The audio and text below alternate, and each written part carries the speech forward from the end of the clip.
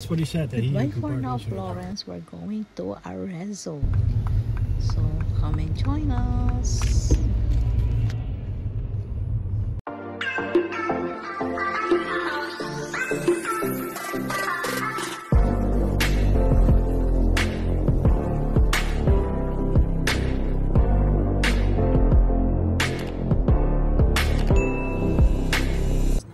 Yes, we're leaving Florence now. And we're going to Rome, but we will pass by first to Arezzo here in Italy, because I read it is a nice actually over there, so we will go with her. So this is the road on the way to Arezzo, Italy. On the top, I think. Oh, there! Look at the top.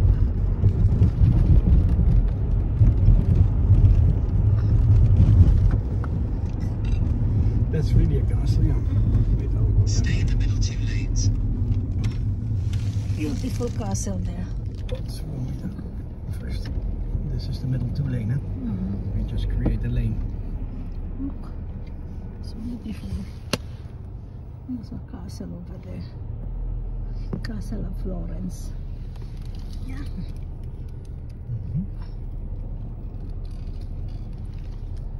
Castle of Florence.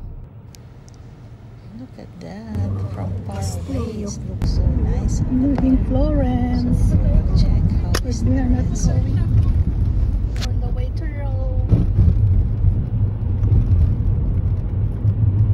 Broccoli. Yes. Look on the top of the building, there's a broccoli. Kakaiba yung mga puno nila, parang broccoli. Dito sa Italy. Also,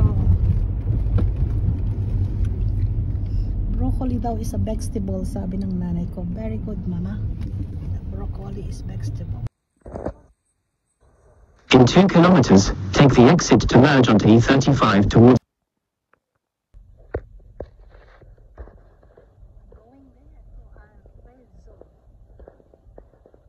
In 1 kilometer, at the roundabout, take the first exit onto Via dei Carabinieri.